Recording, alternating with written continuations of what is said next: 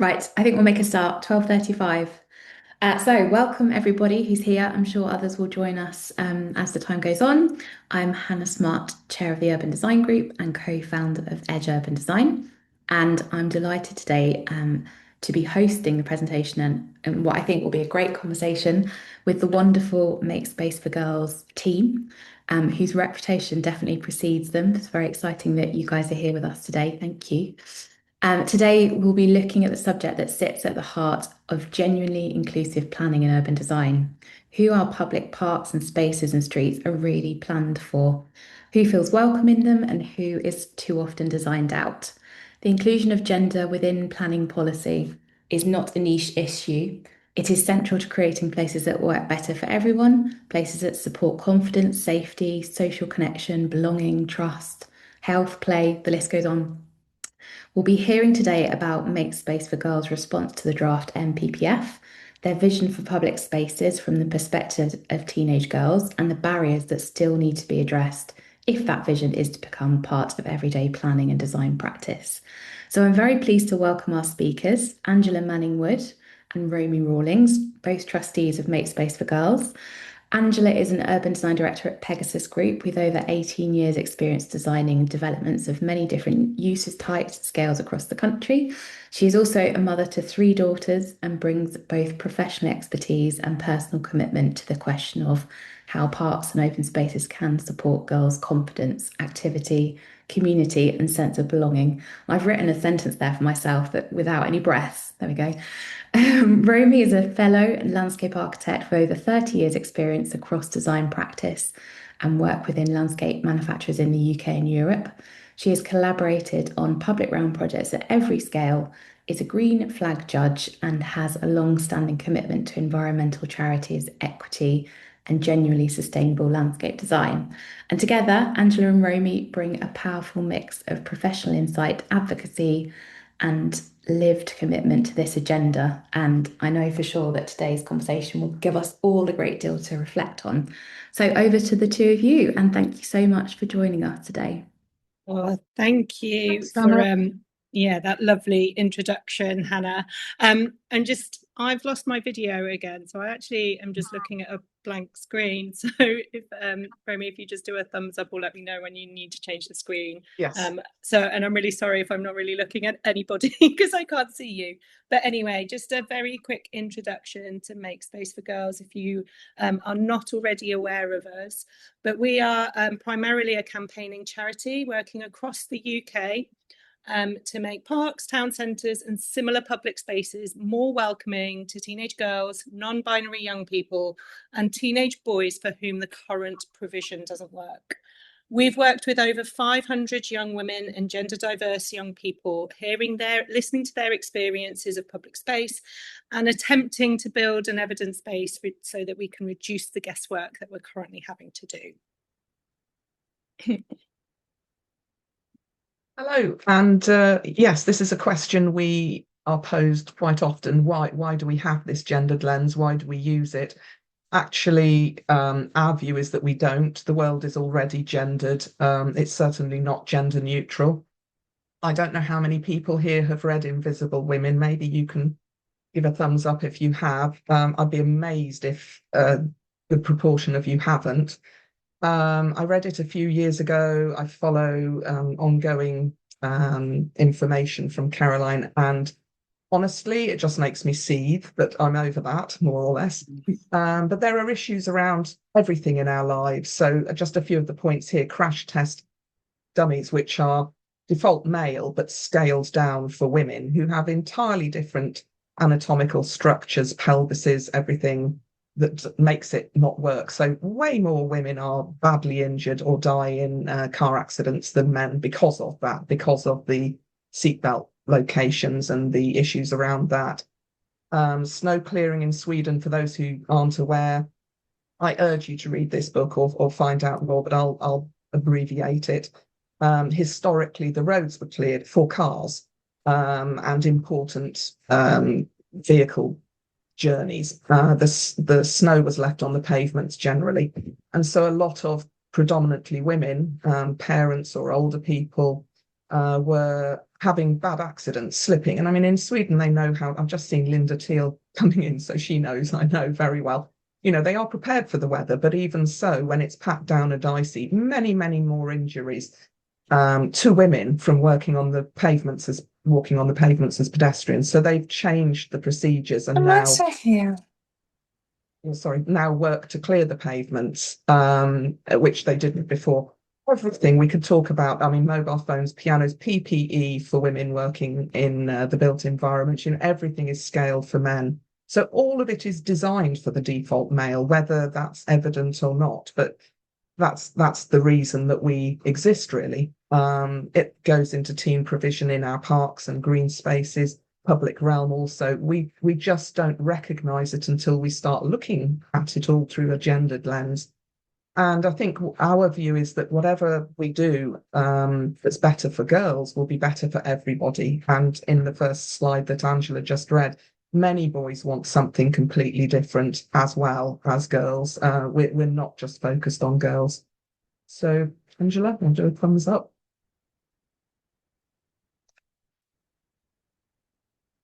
Thank you. So that's why we focus on it. We know for decades there has been a lot of critical guidance around supposedly inclusive spaces. But when you look at these statistics, obviously they're not great.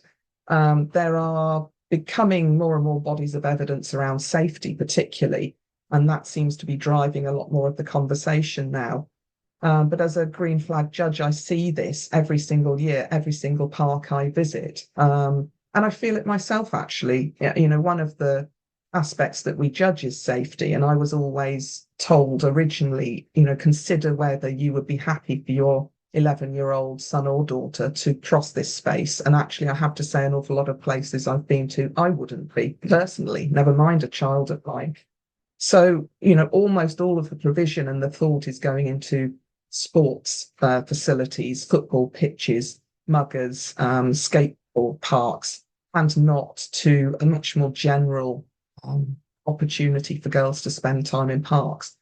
And at the moment, because there are so few of them there, they just don't feel safe. The sort of safety in numbers aspect also comes into this. And we have big impacts from that. If girls on the right-hand box, if they're not feeling safe to exercise, formally or informally, we have really huge issues around mental health, physical health, well-being.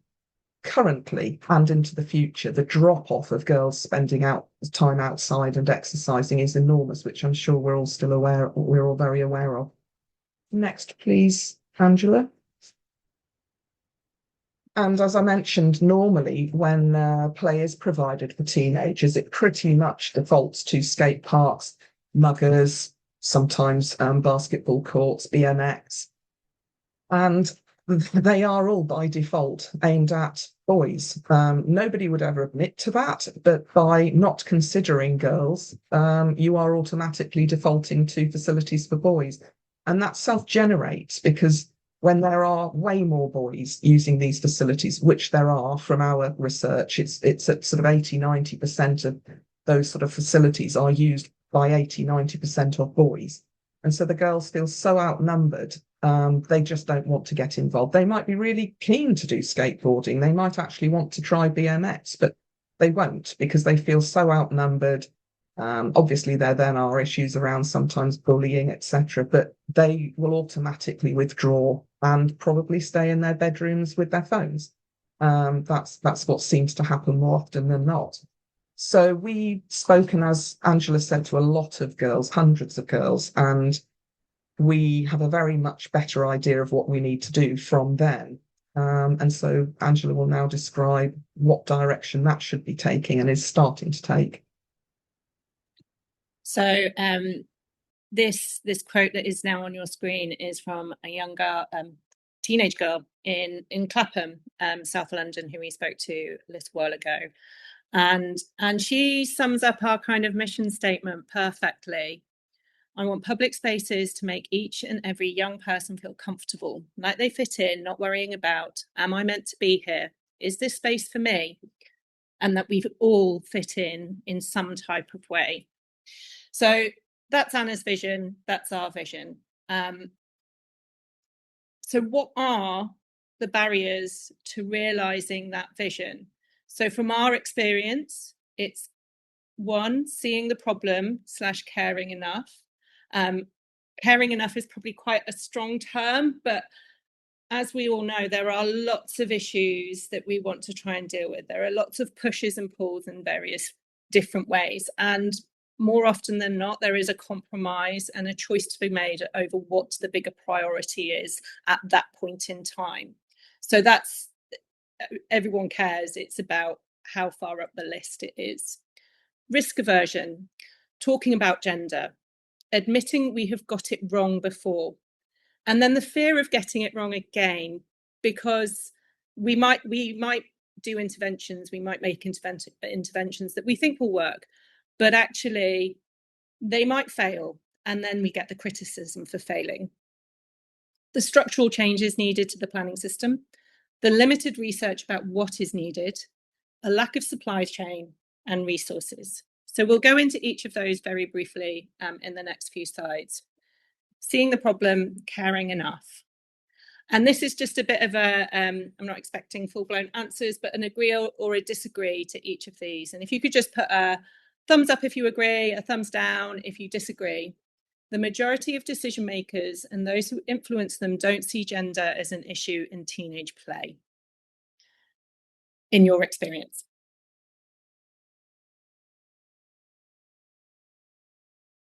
Brilliant. I'm seeing mostly thumbs up. So yeah, that's probably the same as my experience too.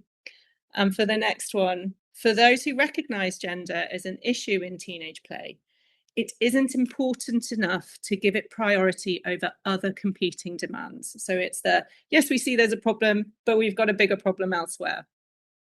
Absolutely. Thank you for those. And then those who do recognise gender as an issue in teenage play, they prioritise the needs of boys and young men over girls and young women. Brilliant. Thank you, everyone. So the next problem, or barrier, I should say, is risk aversion. Talking about gender, admitting we've got it wrong, and the fear of failing again.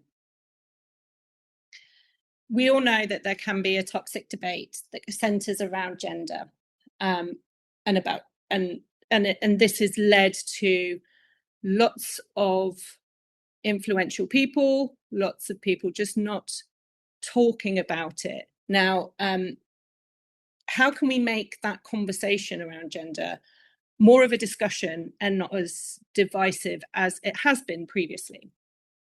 From a Make Space for Girls standpoint, we see gender as the inclusive male, female, any identity. This isn't about how one identifies how one gender identifies. It's about considering all those genders. So it's not just about the girls, it's about everybody. Because when you consider it for girls, you are more than likely going to be considering and making it better for others too. Admitting we've got it wrong for generations. I think when I first got involved with Make Space for Girls and certainly had my eyes open, it's like the blinkers come off and you suddenly see that you've been part of the problem and not part of the solution. So you get this huge weight of, certainly I did, huge weight of guilt of, my gosh, I can't believe I've done this. I didn't question this so much previously as a professional. So how, and that's, I think, normal. So it's kind of admitting that, okay, we have got it wrong, but now we can do something different. Now we can change the situation. And also there's the thing, we won't always get it right. If you commission a mugger or a skate park in one of your designs, that's fine. As long as you know it's going to work and that there's a body of evidence there that the community want that. At the minute, these types of play are being commissioned and they're attracting antisocial behaviour, they're not getting used. And there's almost an acceptance that that's okay in the, well, you get what you paid for. But if you then come up with a different solution, sometimes you attract more criticism for getting it wrong rather than the praise of trying something different.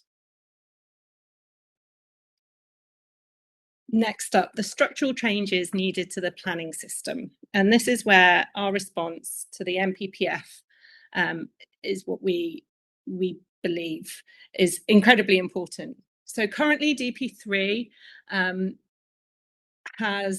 is worded under public space, includes spaces that are safe, secure, inclusive, accessible for all ages and abilities, and which facilitate and encourage social interaction, play, and healthy lifestyles, etc.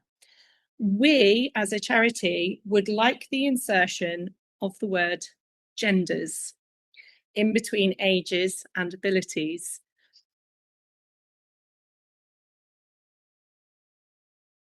Now, why do we think this? Public Sector Equality Duty Act of 2010, it actually requires public authorities, when they are making decisions, to proactively consider eliminating unlawful discrimination, advancing equality of opportunity between advantaged and disadvantaged groups, and fostering good relationships between those advantaged and disadvantaged groups.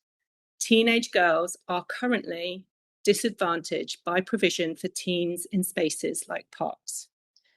So the Public Sector Equality Duty Act requires councils to consider it. As most of you will know, the NPPF, or the proposed new NPPF, is going to be alongside it. The Design and Placemaking PPG, Planning Practice Guidance, will sit alongside it. There are two paragraphs in there, paragraph 151 and 156, where we believe there is a missed opportunity to also include gender. Now, you'll see they've gone part way in that they have referenced the Equality Act 2010, but they haven't gone as far as including gender, the consideration of gender. We have suggested that at paragraph 156, went a bit squeaky, where it says, for example, older people, we've suggested the addition of teenage girls and gender diverse young people, alongside disabled people and people who are neurodivergent. So what can we learn from Scotland?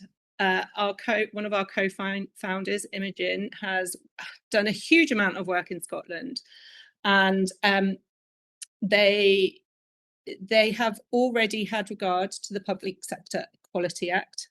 They have place efficiency legislation, which means councils and local authorities, Scottish councils, have to consider what the play-space quality is and the play opportunities are.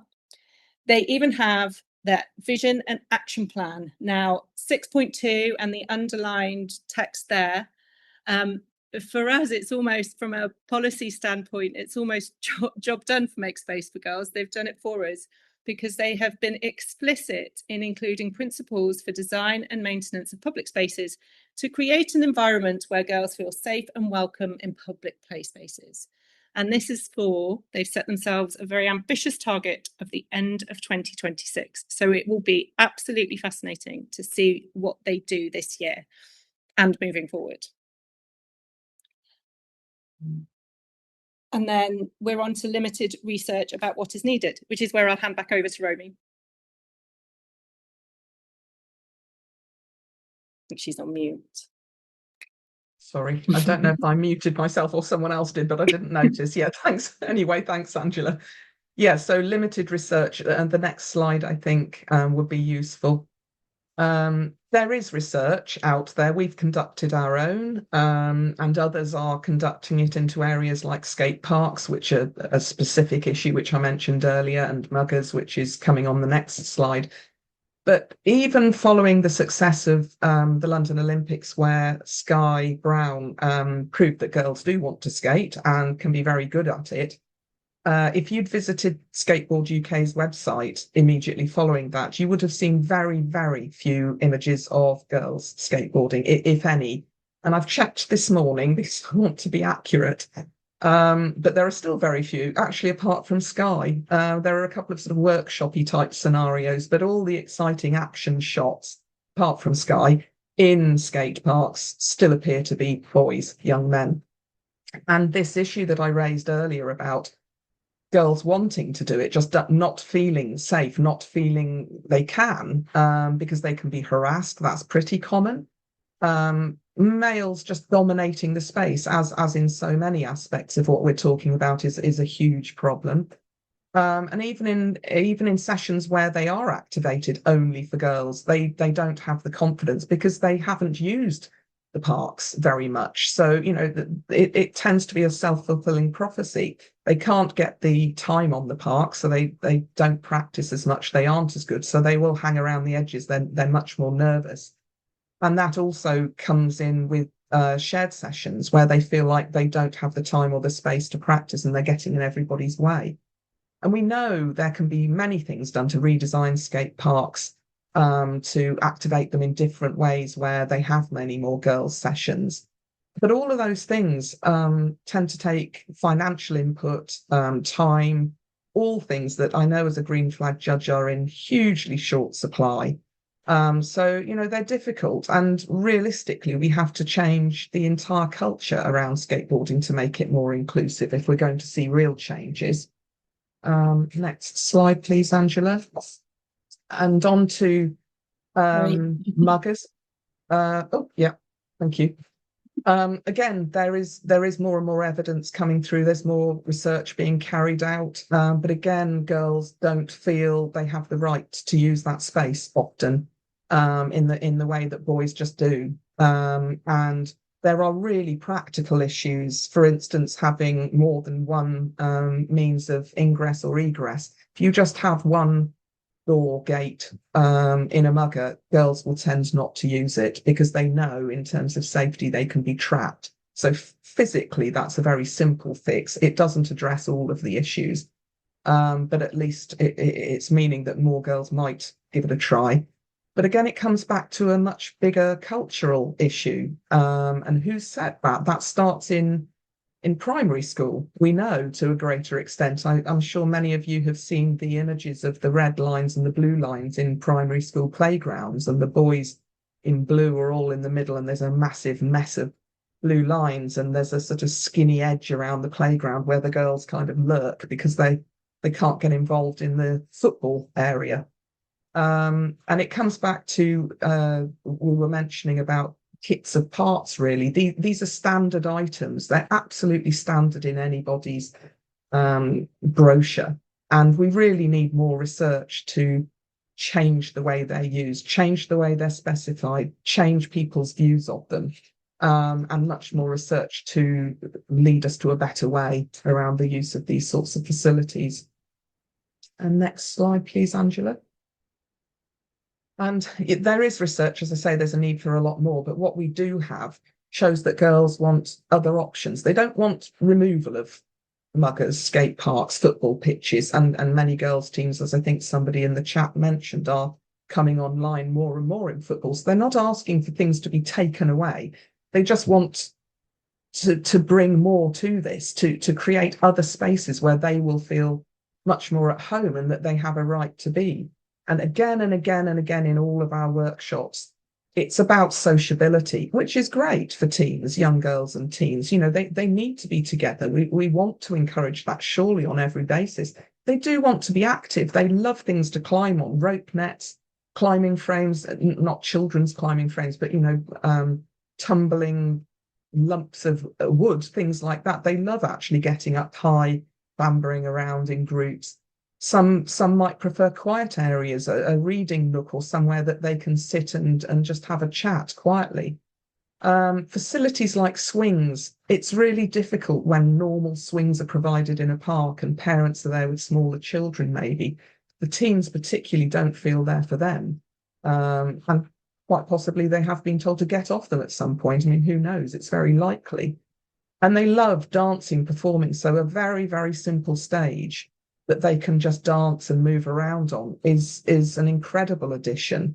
And I think Angela mentioned when we discussed this the other day, there's somewhere we think in Malmo where it has been labelled girls' stage or something, and that in itself is quite often off-putting enough for the boys for them to stay away, and they regain that territory. In the same way, I think Angela may mention later, this isn't about painting everything pink at all. That's not what we advocate, but In fact, when you paint things pink, as you saw on, I think, the cover of your journal a couple of months back, what that does is not encourage girls onto it, but it discourages some boys from using it. So again, therefore, they get more chance to play. And places to chill out, really important for mental health. That third space, we think of parks as important third spaces mentally and physically. But if they don't feel safe, they can't go there. Where do they go? If they need to get out of the house because the hormones are raging and they're teenagers, it's really important to have that chill out space in our view. And for boys as well. This isn't about excluding anyone, as we mentioned before. And then the next slide, please, Angela. Get prepared for some fantastic ideas that we've seen from girls in the workshops that we've carried out.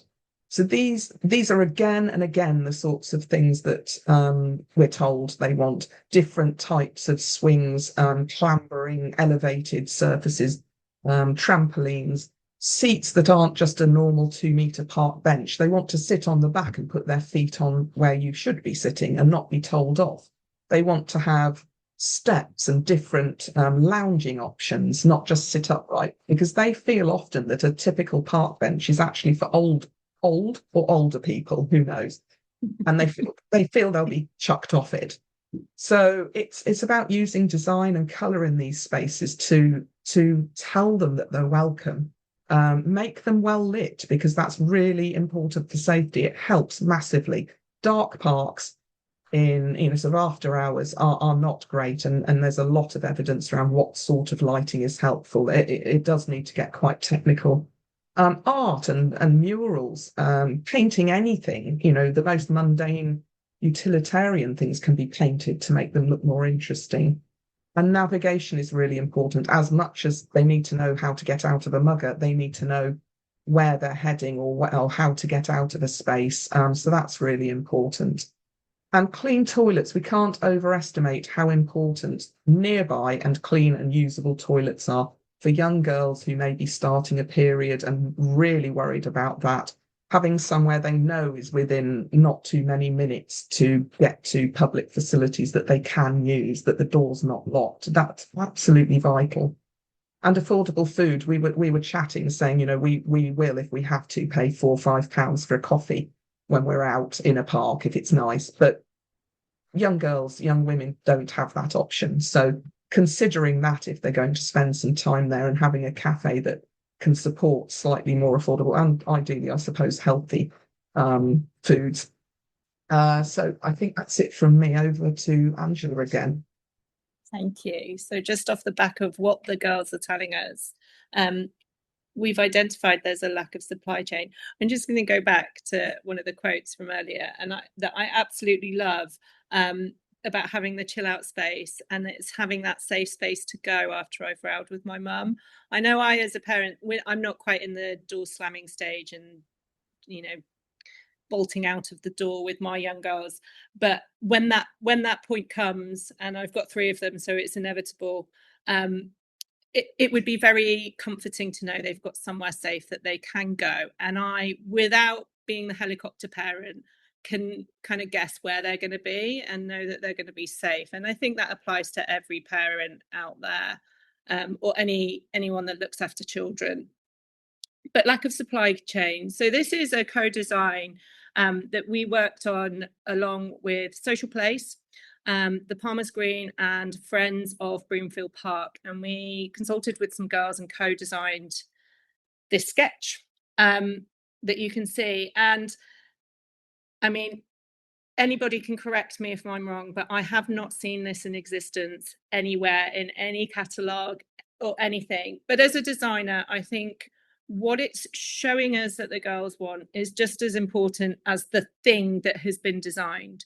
So often we look at set pieces of equipment or something to put into a space to solve a problem, but actually what we need to look at is beyond that, and go right back to basics and think about what the space is delivering anyway. So in this, I see a sheltered area where a group of girls, boys, adults, co-workers, whoever, can sit around a table and be sociable. I could imagine having a work meeting in there, or just something where you can be sociable and you're undercover, because let's face it, we live in the UK and it rains all the time.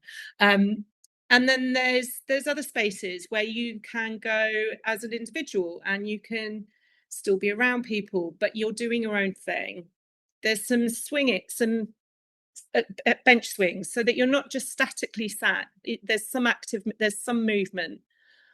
And I love how this is arranged. It's all kind of focused in a big circle, and everyone can self-survey, everyone can see each other. It's your choice to engage or to disengage, but you can be seen. And it's this one of the great quotes that we have from girls towards the end of COVID, when you were allowed to go and socialize for an hour in a park. And we had one of our associates spoke to a group of girls that she'd noticed had been playing in the corner of a car park rather than in the park that was a few hundred meters down the road. And she asked them why they had chosen to kind of socialize there. And it turns out this corner of the car park was a crossroads. And, there were buildings pretty much on all sides of it. And their very simple answer was, we are seen but not watched. So they felt safe there without being spied upon. So I think that's really a really important kind of aspect to think about as well. And then we're on to resources, which is where I think I hand back to Romy. Romy, you're on mute. Sorry, I'll get the hang of it by the end. After 6 years of this, I just wanted to read out, I don't expect anyone to remember it, but from Anna's quote quite early on in our presentation, she mentioned that she wants every young person to feel like they fit in some way. And she wasn't talking about taking anything away. So the addition of the sort of equipment that you just saw, it's as well as, it's not, even the girls don't want things removed. So more of this in actually quite a small area would be brilliant. And it comes back onto resources then, and the reports that you see here. I don't think, again, there's any real surprise. As a green flag judge, sorry to keep banging on about it, but I see this every single time. I hear this every time. Revenue budgets are decreasing. They have for many years, and they continue to do so. Unfortunately, even the big sort of blip of COVID, where everybody suddenly realised we desperately need green space and parks, just doesn't seem to have come through any longer. It's very difficult for them to find money to install anything, never mind actually manage it properly. And play equipment, subject to all the ROSPA checks, it is expensive. There's no two ways about it. A bespoke set like we saw, which is stunning, be expensive, more expensive than a catalogue item to install. And then you have to have regular checks, obviously. Again, in terms of people on site, the sort of days of wardens and marshals and people just wandering around keeping an eye on dog walkers and the like is reducing. There's very few in any of the parks that I go to, and often that's accompanied by many people and the friends of groups, which they're more and more reliant upon, or doing their own sort of fundraising through those. I don't think maintenance can be overstated. The safety aspects, even emptying bins in really busy, really popular parks is becoming an issue. So we can't pretend that this is about to turn around and suddenly funding is going to be found. So it is becoming a real issue, and one that's probably going to increase. So I think the only way for us to improve circumstances really is to have a lot more of this legislated. And as Angela's run through in policy, if this has to be recognised and more has to be done, then it's going to be much harder in terms of equity or equality to argue against providing this sort of provision. So we need something to reverse this trend in spending, or the situation's really probably going to get worse. So on that cheery note, that's it from me. And I think we're opening up the floor to discussion from anybody that has some points. Thank you both. That was great. I think just reflecting on what you said, it was kind of amazing to think that just the insertion of one small word, the word gender, into policy, like I was thinking it's kind of a tiny acorn to a great oak tree in terms of how it can make people feel and make people feel they belong. And, it could be have a huge transformational effect for such a small intervention, which is amazing, isn't it? Um, sorry, that's my own reflections. But let's just ask the floor. So has anyone got any questions? If you do, please put your hand up and turn your camera on. That would be great if you can. I know some people join whilst they're working. It's not always possible. Any questions?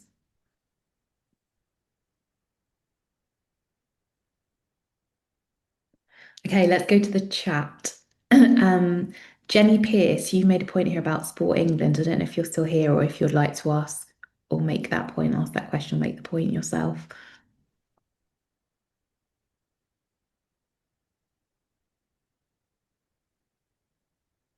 I'll read it out. Sport England are culpable in this issue. They always advise that we need football pitches because that is where the demand is, at the expense of other spaces in green spaces. Yes, there is an increase in female football participation thanks to the success of the Lionesses, but still in parts, football space is dominated by male users.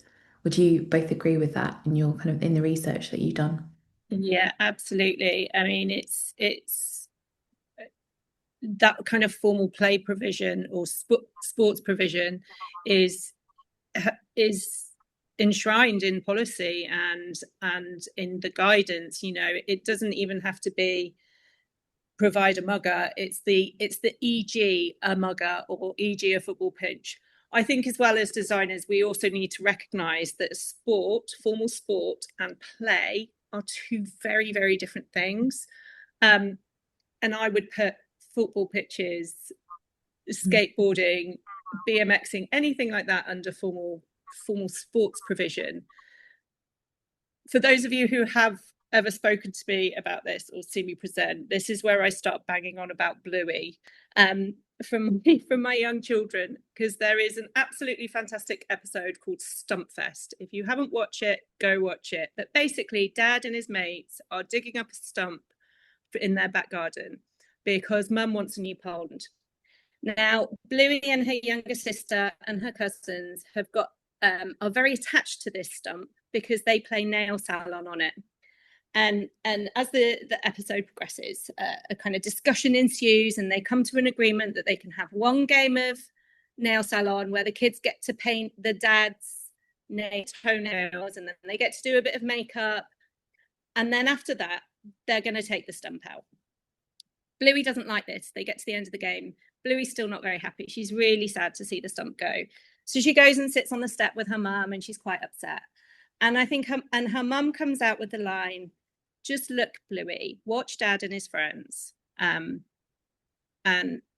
during that, a couple of seconds, Bluey has a bit of an epiphany, and she goes, "Oh yeah, no, he is playing. It just looks different to my play." So we just need to recognise as the deliverers of space, the designers of space, that play and sport look different.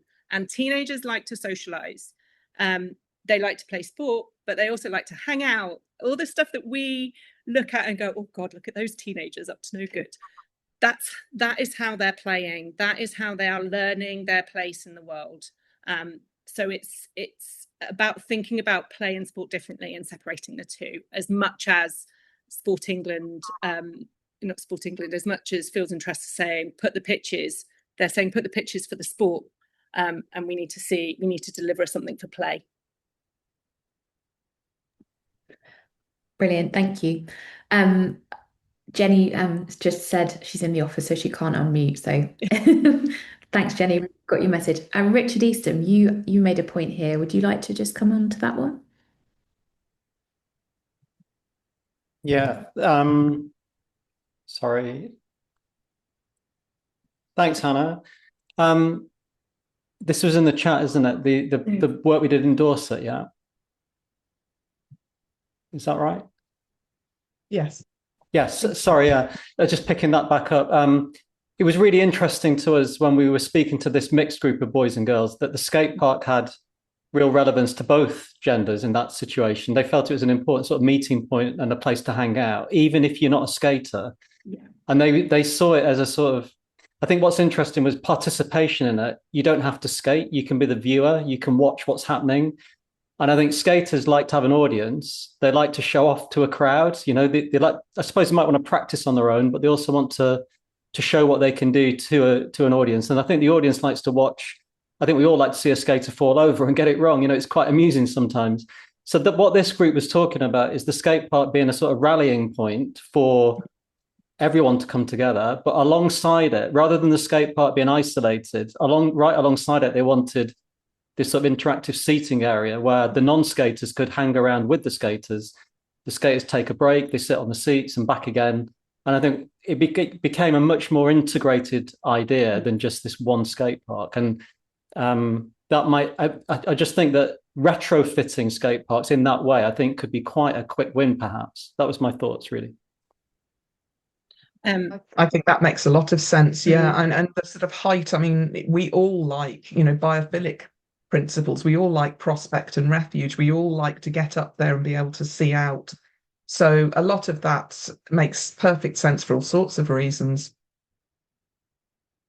Yeah, I'd agree. I think that that mirrors a lot of what the girls we're talking to are saying as well. It's that thing of, or that concept of not taking the pitches, the muggers, the skate parks away, but making them more multifunctional. I think when I reflect back on previous things, on previous projects, sometimes you look at the checklist of what you need to include, and you go, okay, well, we need a mugger because that fulfills the space standards that we need, so we'll put that down. But you don't think about you don't necessarily always think about putting something else with it that would enable that social interaction between the different groups. So I absolutely agree that I think retrofitting sociable spaces around some of these might be a quick win. Absolutely. I think also I've mentioned, just think about the location of them. I went to one park where their aim was to get the skate park as far from their very, very well-loved Crown Bowls area, for obvious reasons, I guess. So what they'd done was the Crown Bowls took, you know, pride of place in the middle of the park, and the skateboard area was way over the fields on the edge of a woodland, to the extent that when I said, oh, could we go and have a look at that? They weren't very keen for me to go. They kept saying, oh, it's a long way. And, you know, they weren't so keen. And I thought, I mean, I dread to think what sort of antisocial behaviour potentially could be happening there, because there was no casual surveillance other than a fairly sort of rugged dog walker, I would imagine.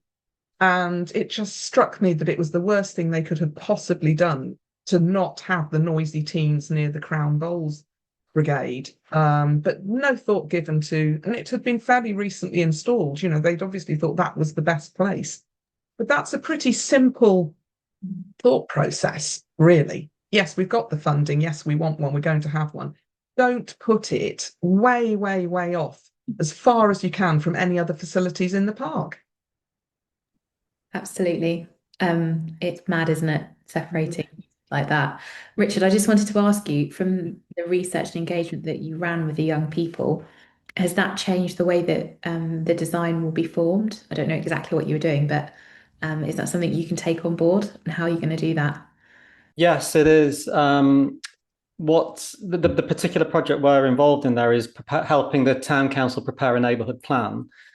And as part of our research for the neighbourhood plan, we spoke to different youth groups. We spoke to primary schools, secondary schools, and non-school youth groups, which is where the skate park came up quite a lot. The town council was, before our involvement, was thinking of refurbishing or putting money towards the recreation ground where the skate park is. But our work on the neighbourhood plan has sort of intervened in that. So they're taking a second look at how they might refurbish and fund changes to the recreation ground based on what's come out of the neighbourhood plan research. So those two projects are coming together in a more coordinated way, and those young voices that we picked up through the neighbourhood plan will now inform any spending on the recreation ground. So we're really hopeful we can make a difference there. Excellent. That's good. Sorry that I put you on the spot there. Sarula says that you're really enjoying it, but you can't unmute, so I'll just ask this point for you. Are you doing any work in primary schools in relation to how to make playgrounds better for girls? The short answer, and I will go and double check it. I suspect no, because our focus is on public spaces rather than the kind of primary schools playgrounds. But from personal experience, I know the teachers in my girls' school are really interested in the work I do with Make Space for Girls. I think there's becoming a growing movement that they need to cater for lots of different play. There's certainly programs like Opal out there where, I mean, this is more focused on being outside in all weathers, but I think just that freedom of creativity to use whatever equipment is available to create your own play. I certainly see that kind of translating into my children. They're far more confident in, just using the stepping stones in parks as stepping stones, or jumping on the boulders, or jumping on the tree logs. So I think there are certainly other movements out there that are looking at this, but it's not a focus for Make Space for Girls at this point in time. I was just reflecting as you were talking, Angela, that actually now at 41, I'm much more likely to go and play in the park and feel because I feel more confident doing it than I would have been able to at 10 years old. So Yeah. I talked over you. I think one point about primary schools is, we know this is going to take some time to fix, and we talk about our work being really around maybe 8, 10 years old up to teen years. But we also recognise that what we're doing now, and the charity is 5 years old this year, hopefully is going to make a difference for those 4, 5-year-olds in 5 years' time. So that there is this timeline that stretches out. It isn't an instant fix. So we very much have them in our minds that hopefully by the time they hit secondary school, things may be better for them there, and then it will sort of work its way backwards. Yeah, absolutely. A question from Georgia. What are some of the main case studies that come to mind where gender has been considered Hi, in? can you hear me? Oh, you're there. Hi, Georgia. Please ask your question. Sorry, some people don't want to. So. Go for it, Georgia, if you'd like to.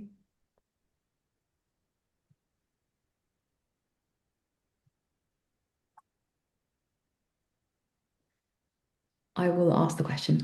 Where are we? So, case studies where gender has been considered in a regeneration project in the design, and what enabled that to be possible or enabled them to do that. Go first, Angela? I'm desperately trying to rack my brain. I can think of a few points, and then a lot of the early day case studies are from overseas. They're not in this country. We were looking to places like Vienna or Scandinavia predominantly. I think Essex, what's going on in Essex is pretty interesting, but it would be useful to have Imogen here to I think there was a Scandinavian, because I think you were talking about regeneration projects and as well. So Broomfield Park is one that we're currently working on.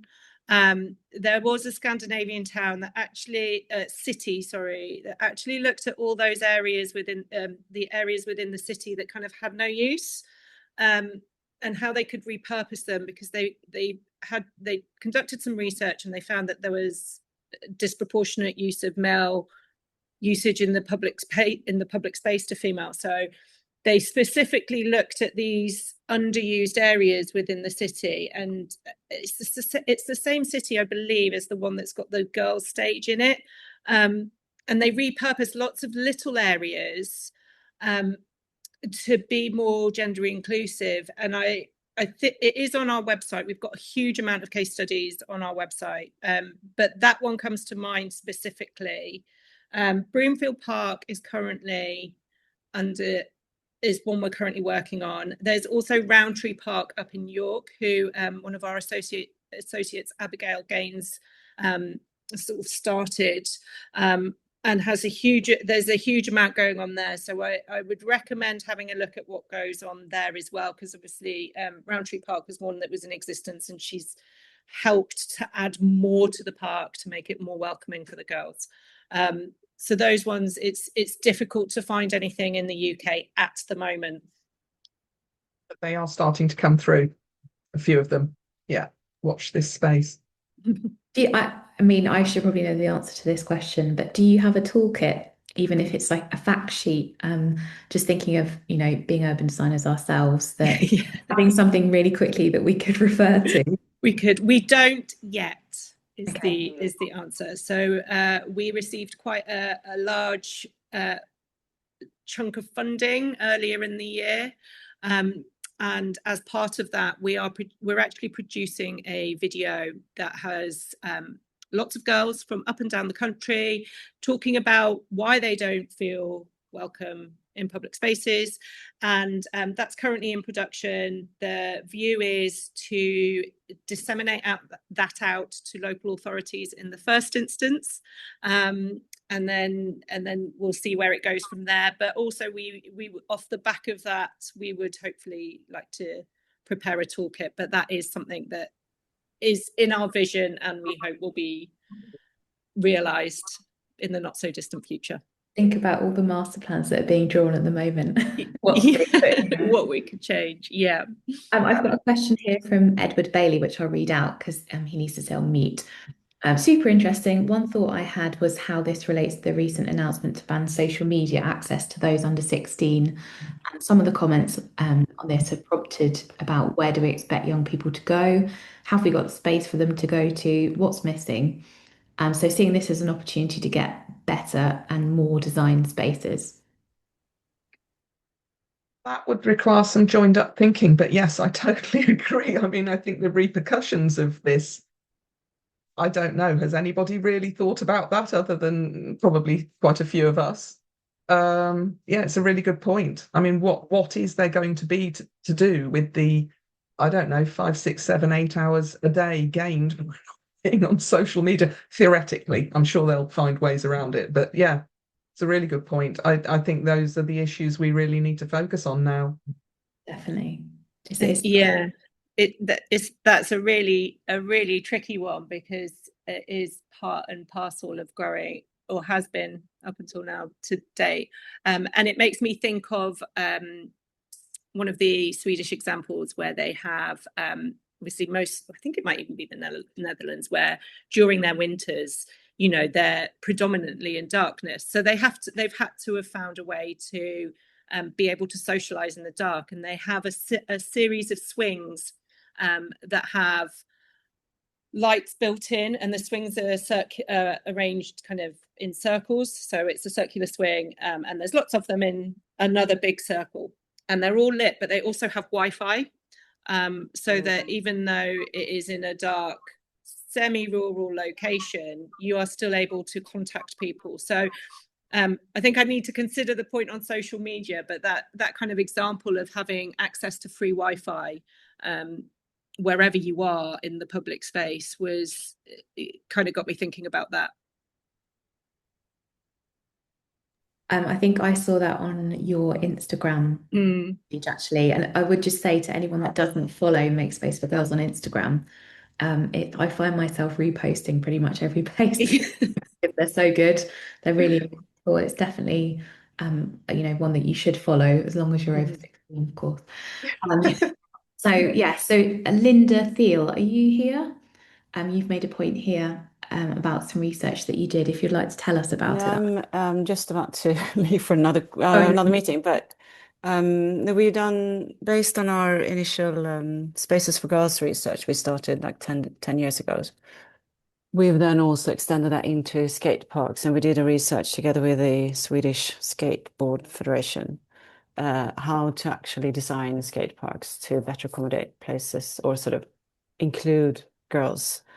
And there were several different things, like having a more varied set of skate bowls and skateboarding ramps, which then also would accommodate both younger and older children as well. But I think many of the points that could have come across is like places to actually sit and hang around and be able to bring your friends to come along, and also the the whole sort of internet Wi-Fi connection, so that you could always, even if you can't be on social media in the future, you could at least call someone, or you can, I mean, they tend to have like friends on their, on talking to them, having them like on their phone all the time anyway. So that's if they, even if it's not on social media as such, they like have someone on their phone talking to them. And I think that's one thing that also addresses that sense of safety as well. But yeah, but I posted a link, and there is, I mean, I can have a chat with Romy at some point as well, in terms of that research. Brilliant. That would be good. Yeah. Sorry But to thanks. rush you Yeah. when you're rushing off. Thank you, Linda. Has anyone got any other questions that they wanted to raise? And we've got some comments and good examples of precedent that are in the chat as well. But if anyone has got a question, if you want to pop your hand up, feel free.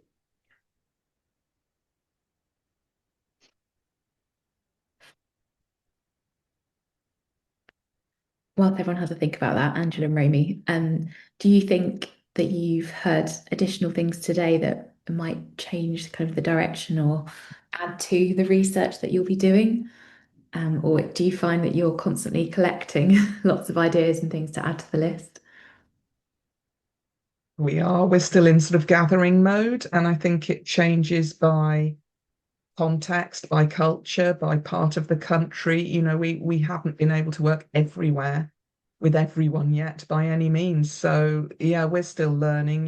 We need to hear more from these young women's voices, which part of what Angela mentioned with the video that Abigail's organised is happening, but we learn constantly, I think, and culture is shifting all the time as much as anything. So actually the social media ban, I think, has given me real food for thought, because the urgency of having the third place or something else or better provision is actually really pressing now. What are they going to do? Yeah, Sorry. I'd kind of echo that as well. I think a lot of the work we do is passing on those views and kind of opening other people's eyes to how it could be different. And it's very difficult to measure the success of that. So we hear anecdotally lots of people coming back and saying, "Oh, we're using the principles that make space for girls," or we're consulting with with teenage girls. It's great to hear that is happening, but as Romy said, it's very difficult to have worked with everybody and to kind of measure how many other projects we've kind of impacted as well. But it's making sure those girls have the voice as well. Yeah, absolutely. Jessamine, do you want to ask your question? Oh, you can't unmute. Sorry, I just read all. As someone who is new to planning and urban design, what do you wish you knew at the start of your careers when making accessible spaces for women and girls? That's a really great question. It's really good. Who wants to go first? I'm thinking you about go, this. Angela. Yeah. I think I would have been more aware of the different lifestyles and life paths of other people. I think in the beginning of my career, it was very, as a young professional, single young professional, it was very easy to design for myself and my kind of peer group. And then as I've kind of progressed in my personal life, my eyes are open to another way of looking at things. And I wish I'd had the kind of nonce about me at the time to go, okay, well, that, if I was a mum or a parent with a pram and a child who's on a toddler who's on their scooter, actually maybe I'd push that bench back a little bit further, or maybe I'd make the path just a little bit wider, or not put the kind of stingy plants on that side, and just consider myself in all the different walks of life that you might go through. Yeah, I totally agree. I mean, my career started a long time ago, so I can barely remember what I was thinking about at that time, but I would totally agree. And I think, even things like my dad's now in a wheelchair, and boy, has that been an eye-opener. And once you get dodgy knees, that's, you start thinking much more about seat heights and I mean all the real details. So I think that's inevitable, and we learn when we continue learning, and CPD is what that's all about, really. I mean, even in sort of personal thinking. But I think it brings in a much bigger topic for another time. But when you talk about accessible spaces, we need a vast spectrum of designers, of professionals, urban design, whatever we're talking about, landscape architecture, and that for me is critical. EDI throughout all of this. I know, Hannah, you mentioned something the other day about that. But if we're not, as a group, and I don't know whether we are, I can't really tell from this, but if we're not representative of the people we're designing for, that's an issue. And of course we can't all be older or female, or we can't do that. But I think we need to open our minds to thinking that way, maybe earlier than we all did. And I think it's different. If you started out now, I'm sure you'd have much more awareness of thinking like that than you did 20, 30 years ago. But I think that's really critical. And hopefully the scales have fallen, as Angela said, around gender to some extent today. Just look at it through that lens and other lenses, lots of other lenses. There are loads. Lots of all the lenses. All of them. Yeah. Yeah. I agree with that. We've been working on something called Made for Me, which is about making cities and streets and towns, villages more accessible for everyone. And it just some of the research we've done, finding out that the disabled community is the only one that any one of us could join overnight, and then the way that your life can change from one day to the next. So I think this conversation today isn't just about making special recommendations just for girls. It's for everybody, isn't it? It's how we think about equity. That's all it's about, really. I know that's incredibly complex, but it's about equity. Absolutely. So I think that's actually a lovely point to end on, unless anyone's got any other questions. Jessamine, I just wanted to say from my point of view, not in a design, from a design capacity probably, but something that I wish I knew at the start of my career was just that, believing that anything is possible, and that as a female, you can achieve anything that you put your mind to. If I'd have known that sooner, I would have been a lot more confident in my early days. So absolutely, I can echo that. Has anyone else got any other burning questions? Otherwise, we will thank our lovely guests and everyone can have some lunch. No, I don't think so. All right, thank you both, Romy and Angela. It's been amazing, lovely to talk to you. I feel like we could keep chatting for ages, and I'm sure we can carry on the conversation. Brilliant. Thank you everyone for coming. Thank you. Yeah, thank you, everybody. Thank you so much. Bye. I guess if there are people that want to reach out, Romy and Angela, who want to know more, perhaps there are follow-on events, or everyone can get in touch with you. I guess that's okay, and follow. I'm sure LinkedIn or all Yeah. the usual ways. Yes, no problem. And follow Make Space for Girls on Instagram, as you suggest. I think that's a really good point. What I also love is that your branding is so strong. So as soon as I see it come up, I know exactly what it is. Yes. It's really No, that's perfect. Absolutely free to reach out to either of us and the charity. So thank you. Okay. Lots of thanks for you in the chat. I don't know if you guys can see that, but thanks for the yes. Yeah. Lots of those. Charlotte says, thank you all. Be confident to speak up on this in project settings, everyone. Great point, Charlotte. Yeah. Thank you, Charlotte. There is support there. Yes. And you've got lots of support, lots of love in the chat.